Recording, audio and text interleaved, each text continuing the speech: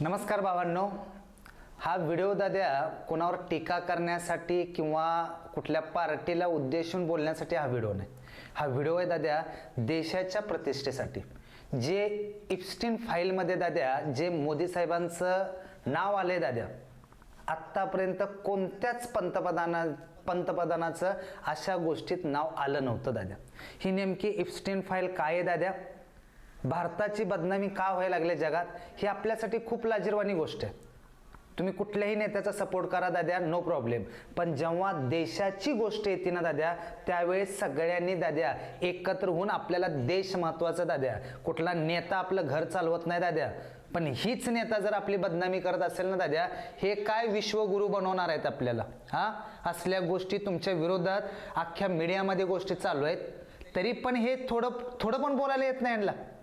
तुम्हाला सगळी माहिती सांगतोय दाद्या, तुम्हाला दिसत असेल दाद्या इप्स्टीन फाईल मध्ये मोदीचं नाव, जगात भारताची बदनामी झाली. आतापर्यंत दाद्या भारत दाद्या सुसंस्कृत राष्ट्र ही जगात ओळख होती. भारताच्या अगोदरच्या पंतप्रधानाचा दाद्या एक रुबाब होता, रुबाब.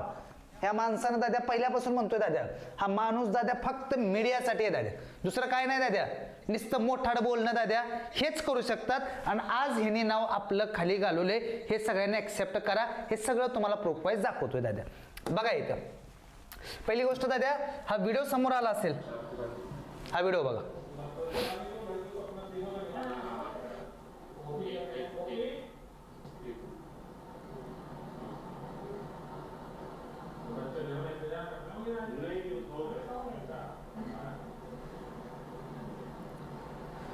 काय हे दाद्यांनो, चला मेन मुद्द्याचं येऊ दाद्या. पहिली गोष्ट दाद्या, इप्स्टीन आहे का दाद्या, हो का, ही इप्स्टीन तुम्हाला हो का, हा भाऊ दिसत असेल, हा इप्स्टीन आहे दाद्या. हा डोनाल्ड ट्रम्पला सगळे ओळखत आहेत. ही 2005-06 पासून दाद्या ह्याचा कांड चालू आहे. हे अगोदर काय होता दाद्या, शिक्षक होता दाद्या, पण बोलण्यात लय चालाक होता. त्यानं काय केलं दाद्या, एका आयलँड घेतलं दाद्या, जी दाद्या जगातले दाद्या एकदम पॉवरफुल लोक आहेत का दाद्या, त्यांना ही साध्या भाषेत पुरी सप्लाय करायचा. काय करायचं दाद्या, पुरी सप्लाय. ते पण पुरी काय दाद्या, 14 ते 16 वयोगटातल्या पुरी, जे बाबा त्यांना माहित नाही दाद्या, ही लय मोठी केस आहे दाद्या. ही थोडी हलकी नाही, ह्यात लय जणांची नाव आहेत दाद्यांनो. जी लोक काय लोकांना दाद्या रोल मॉडेल मानतात ना दाद्या, ही सुद्धा इप्स्टीन फाईल मध्ये आहेत. सगळ्या गोष्टी खुलासा होणार आहेत.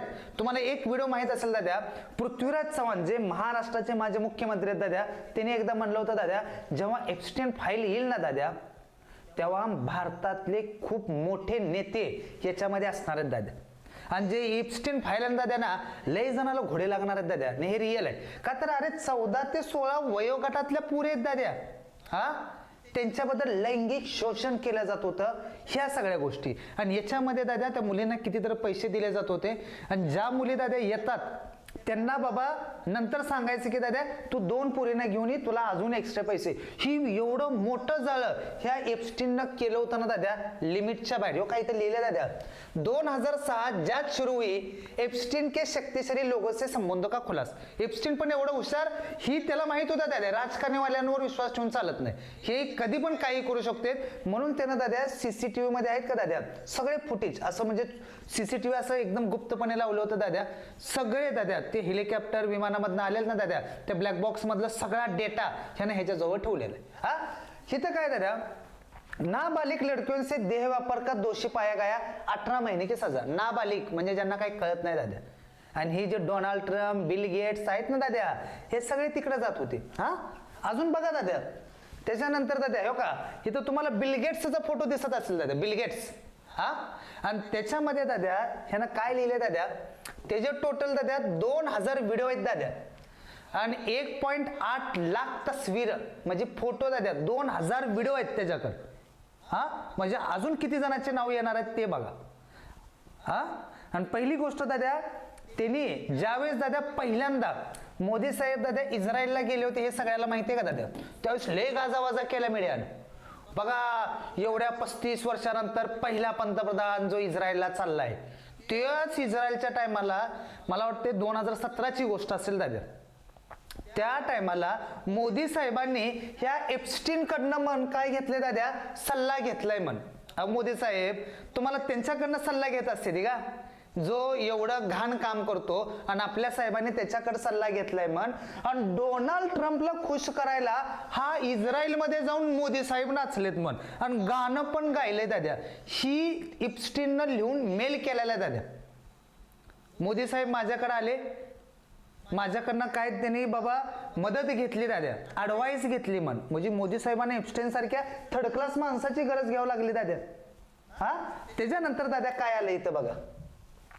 ही सॉरी भाऊ, पवन खेरा, हे तुम्हाला दिसत असेल सगळं. हा ह्यांनी काय लिहिलं इथं बघा, तुम्हाला सगळं दिसतंय इथं. यह पूरी राष्ट्र के लिए शर्म की बात है कि जेफरी एप्स्टीन अमेरिका का एक नया सजाए फक्त मानव तस्कर, बाल यौन अपराधी और सीरियल बलात्कारी ने लिखा था कि पंतप्रधान नरेंद्र मोदी ने उसकी सलाह ली और इजराइल में अमेरिकी राष्ट्रपति लाभ के लिए नाचे गाए वे कुछ हफ्ते पहले मिले थे. It worked. मोदी साहेब एवढं लोक तुम्हाला मानत होते, आज ते गेलेलं आहे. हा तुम्ही भारतासाठी तर काय केले काय नाही हे तुम्हाला पण माहिती आहे, आणि किती प्रेस कॉन्फरन्स घेतले हे तुम्हाला पण माहिती आहे. हा सगळं माहिती आहे. आणि हेच मोदी साहेब यांची तुलना पंडित जवाहरलाल नेहरू सोबत करतात.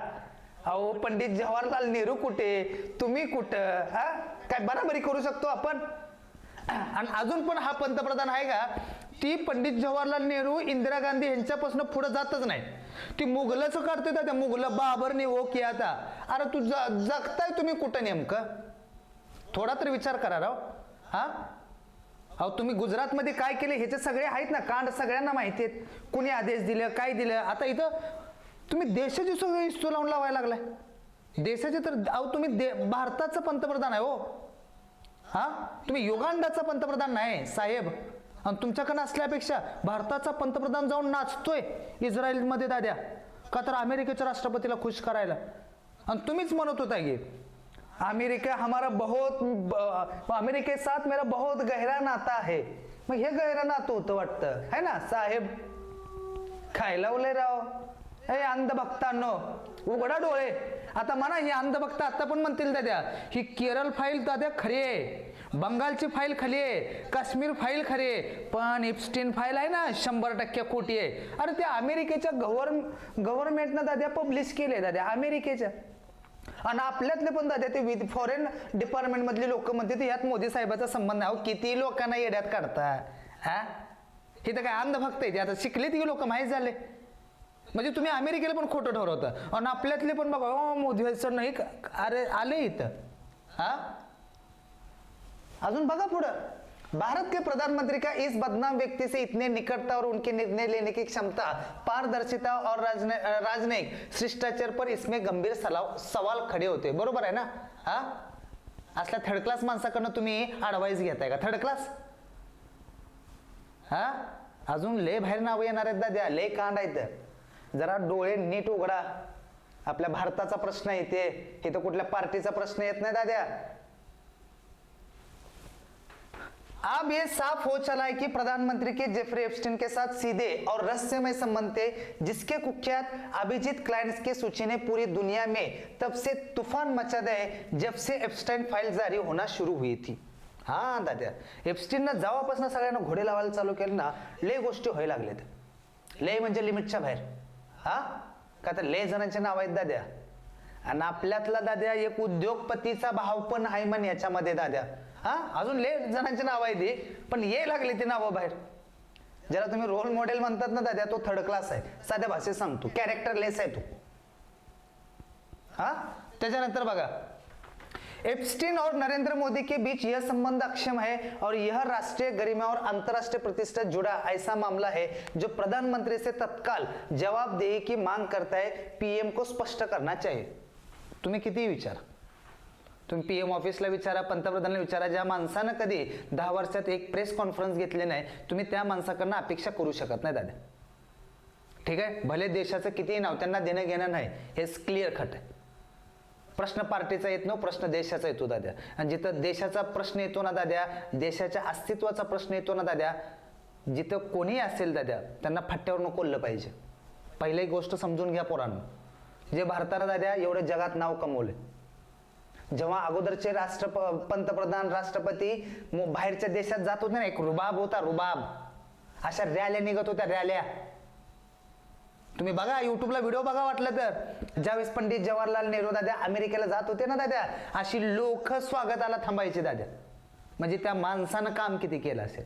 आज आपले पंतप्रधान जरी तिथे गेले ना दादा, एक साध्या खालच्या ह्याच्यामध्ये न्यूज येत असेल, भारताचे पंतप्रधान यायला लागले, तिथं पब्लिक सुद्धा पैसे घेऊन बोलावं लागत असेल. ही अवस्था आहे. आपल्याला रियालिटी कोण माहित नाही दादा, हे मीडिया चॅनल विकलेले. हे मीडियावाले सुद्धा म्हणतील दादा, एप्स्टीन फाईल मध्ये मोदी साहेबांचं नाव आहे ना, हे चांगल्यासाठी आहे म्हणणार. हा, रियालिटी कोणाला माहितच नाही हो दादा. हे रियालिटी भावांनो. जो पंतप्रधान दादा एक म्हणतो दादा, हा विश्वगुरु है, हे विश्वगुरु आहे का? हा, जगात भारताचा डंका चालू आहे, हा डंका चालू आहे का? हा, काय लावलंय? आणि आपल्यातली पण लोक दादा काय करायला लागलेत? भावांनो, व्हिडिओ नीट समजून घ्या. तुम्हाला वाटतं त्या कमेंट्स करा. प्रश्न देशाचा आहे, प्रश्न पार्टीचा नाही. हा, आणि जिथं देशाचा प्रश्न येतो ना दादा, इथनं माणसं काम करतात, इथनं. ते तो कोणी असेल, जे देशाचं दादा नाव बदनाम करत असेल ना, अशा लोकांना सोडलं नाही पाहिजे. ठीक आहे, व्हिडिओ कसा वाटला कमेंट बॉक्समध्ये सांगा दादा. जय हिंद, जय महाराष्ट्र.